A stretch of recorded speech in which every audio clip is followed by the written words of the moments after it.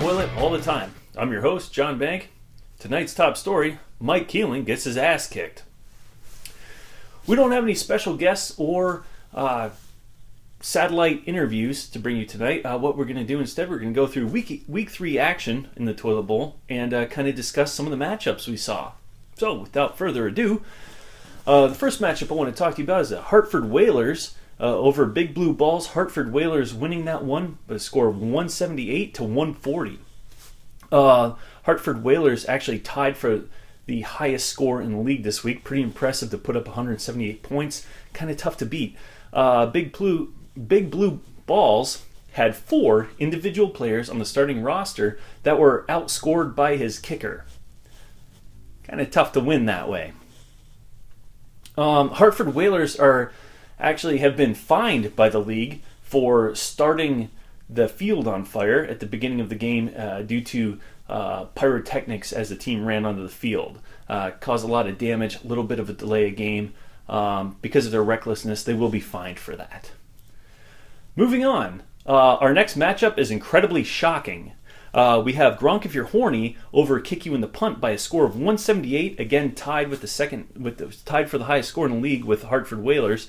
Kick You in the Punt scoring a whopping 62 points. This is absolutely shocking considering Kick You in the Punt's previous performance. I believe we even have a graphic for this, don't we?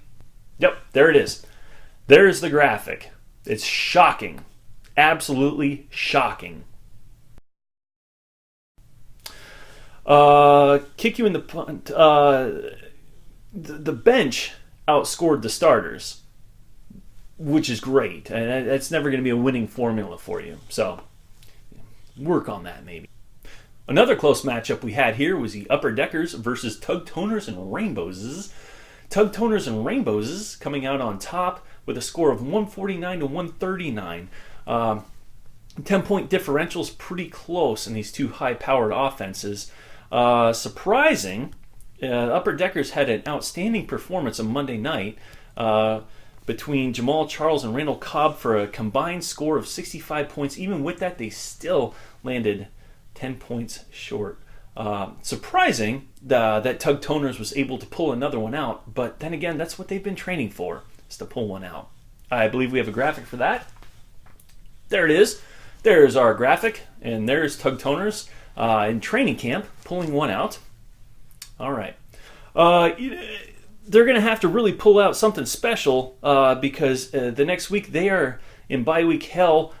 6 of the Patriots in their lineup will be on a bye week and unavailable for Tug Toners to call upon to pull one out again. Next up, we're looking at Lick My Bells, Suck My Johnson versus Manual Stimulation. Lick My Bells cranking out 132 points versus Manual Stimulation's 57 points.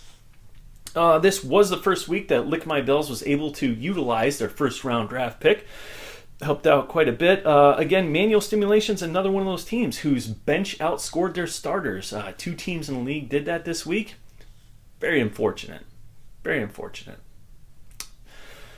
Also, Lick My Bells, Suck My Johnson had a defense that scored them -6 points in this last week.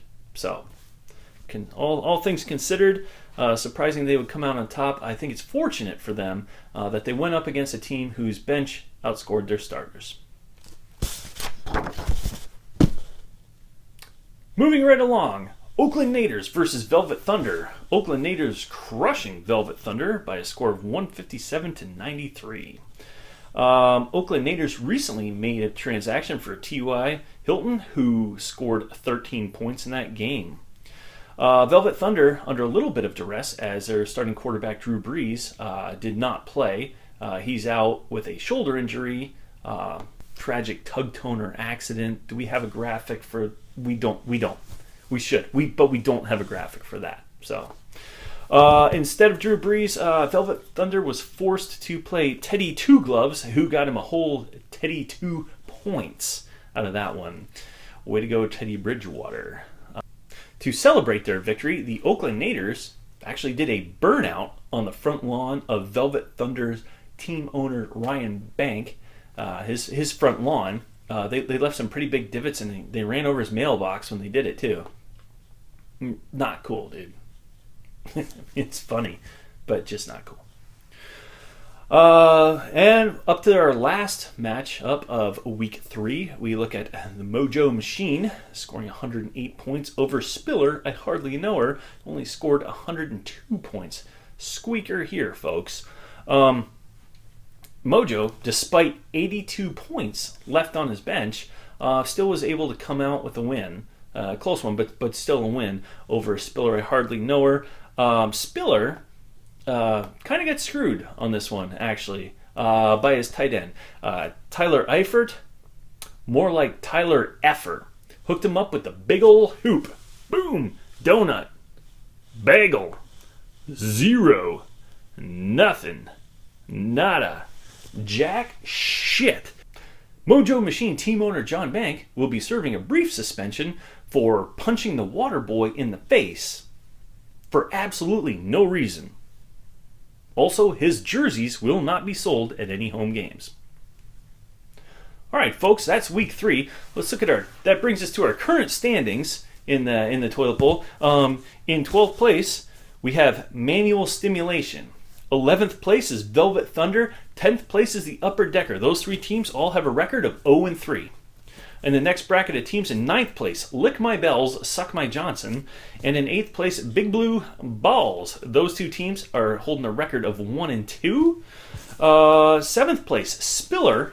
I hardly know her. 6th place, Kick You in the Punt.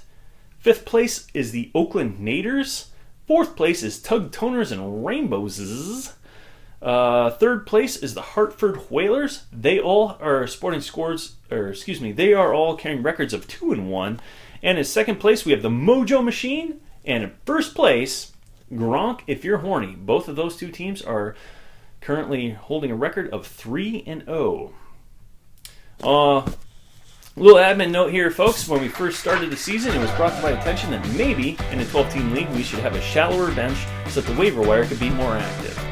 I'll have you know, I think that's a good idea, but I also think trading should be a bigger thing here. So everybody, get on the trade block. There are only 2 teams right now that are on the trade block. There's only been 1 trade so far this season, as far as I know. There's only been 1 trade this season. So everybody, get on the trade block. Let's start making some magic happen, move stuff around, especially as we get into the bye weeks. Good luck, everybody, upcoming week 4. Except for you, Dave Baker. Fuck you.